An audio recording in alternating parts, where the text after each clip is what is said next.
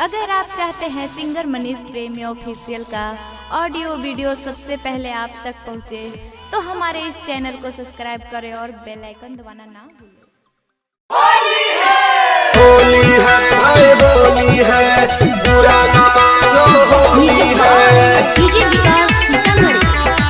आप सुन रहे हैं युवा स्टार मनीष प्रेमी को। Shivangi recording studio Rajgir.